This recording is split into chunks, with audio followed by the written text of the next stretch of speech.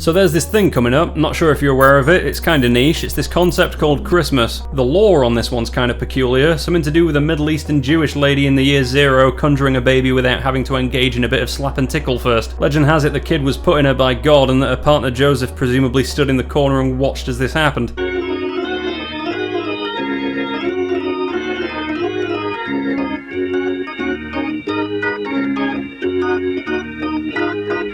The kid grows up, spends most of his time telling people to chill the fuck out, and then the Roman Empire really doesn't vibe with it, so they make him T-pose until he dies. Then he reportedly comes back from the dead, only to immediately levitate into heaven before any trusted sources can verify this. Now you may have noticed a few plot holes in this story. Why does Jesus levitate upwards to heaven when we've since checked and found out that the only thing up there is outer space? Why does it count that Jesus died for our sins when he comes back 3 days later, meaning he really just gave up his weekend for our sins if you think about it? Why in this story does God come across less like an unknowable cosmic entity and more like a horny guy from the future who accidentally transcended into the 5th dimension and decided that rather than doing something responsible with this power, he's just gonna shag a Bronze Age lady and fuck up our timeline? Questions for later, because this shit's the easy and simple part. Where it gets weird is the bit where Jesus' followers decide to celebrate his birthday each and every year after he's dead, and somehow over the course of a couple millennia, with the help of a Turkish guy, some Dutch bullshit, and American turbo consumerism, we end up celebrating the guy's birthday by mostly ignoring him and instead celebrating an Arctic Lovecraftian horror entity capable of psychically observing all the children on Earth and visiting every house on the planet in the space of 24 hours in order to leave mysterious packages that are a sort of judgment metaphor based on the actions of said children. Quick question, what the fuck?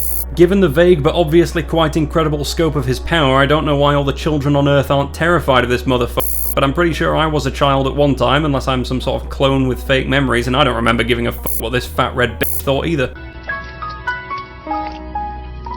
Excuse me, what the actual fuck are you doing in my house? So, Father Christmas, Daddy Jesus time, Santa Claus, all equally acceptable ways to refer to the magical fat guy. Let's run the numbers on this, because some back of the notepad calculations are leading me to believe Santa's whole operation requires him to be, at minimum, a nuclear fusion powered machine god with an encrypted connection to a globe spanning swarm of nano machines. There's 8 billion people on Earth, call it 4 per house, meaning 2 billion households. Now cross out all the filthy non-believers and people born to false gods who'll be cast down into the circles of hell when they die. Let's say 60% of houses contain at least one person that Santa gives a shit about. Therefore Santa has to hit about 1.2 billion households in 24 hours. If you were born a Jew or a Muslim or a Buddhist or whatever, Santa just yells skill issue as he flies by. Sorry to interrupt, this is just a quick message to say, statistically speaking, you're probably not subscribed, so I'll make you a deal. Press the subscribe button and I won't come over to your house and do this.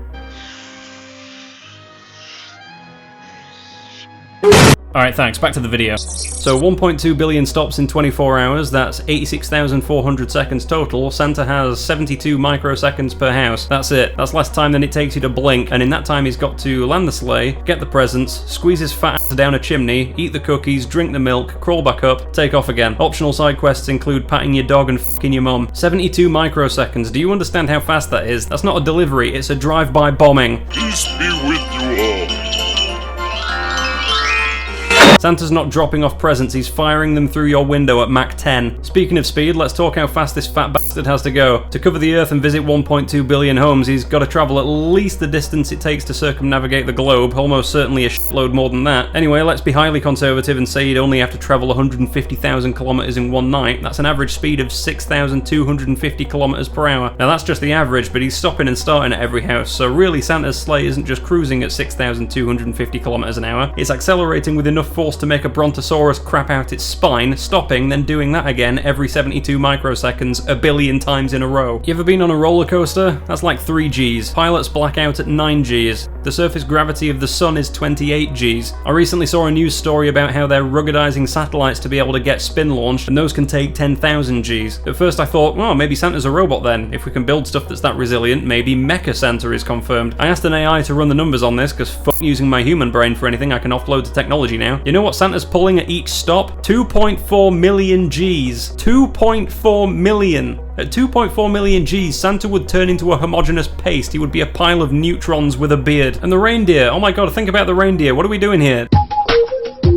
These are animals. Reindeer are built to pull like a sled with a couple of logs on it, not a planet's Christmas's worth of random plastic shit. Assume every kid gets one present, and each present weighs a kilogram. That's 1.2 billion kilograms of gifts. That's 1.2 million metric tons. Do you know how much a cargo ship can carry? About 200,000 tons. Santa's hauling 6 cargo ships worth of presents using reindeer. You know what I want to ask? How do the fucking reindeer feel about this? The poor bastards are going to catch fire from friction alone. Santa's also going to need a heat shield, a pretty massive one, like the size of Portugal. But then the heat shield itself would weigh thousands of tons, so we're back to square one with the weight problem. God only knows what kind of technology this guy wields. Consider the energy involved. To move 1.2 million tons at speeds like 2,000 meters per second, you need an obscene amount of energy. We're talking 1.8 quintillion joules. That's about 500,000 tons of TNT. Santa Claus moves at 35 Hiroshimas per second. He's not flying, he's detonating. Every time he takes off, he vaporizes a fucking neighborhood. I wonder what Russia's defense minister will think when the world-class hypersonic missiles they have get upstaged by a walking, talking advertisement for gastric bypass surgery. I don't think worldwide defense organizations are ready for this shit. The Iron Dome's good, but it's not Santa Claus good. You ever think about the milk and cookies situation? Let's talk about that. Assume Santa eats one cookie and drinks one glass of milk at every house. That's 1.2 billion cookies and 1.2 billion glasses of milk. Do you know how many calories that is? A cookie has, what, 100 calories? A glass of milk, 150? That's like 300 billion calories. Santa would drop dead of a heart attack at house number 8. And if he somehow doesn't die, he's gotta take a piss, right? Fucking diabetes gonna hit sooner or later. You can't drink a billion glasses of milk and not take a piss. I wonder if that's how he keeps the sleigh cool. You think he does a fireman wide spray hose maneuver and just blasts a funnel of piss into the plasma ahead of him? Sounds quite useful in our space programs, to be honest. Maybe we should try and tactically down his sleigh so we can extract technology from it like we've caught a fucking UFO. So now you've got a good image of Santa blasting past your house at 6,000 kilometers per hour, tactically present striking every Christian household, creating a fountain of molten piss that burns the eyes out of everyone who tries to take a look at what the fuck's happening, and turning every landing site into a glass floor. Look man, I'm not trying to ruin Christmas, I'm just saying this doesn't add up. The maths, the physics, the biology, all of it says the same thing. Either Santa's not real or Santa's not human. I don't think he's even machine. He's some kind of horrifying universal force of nature.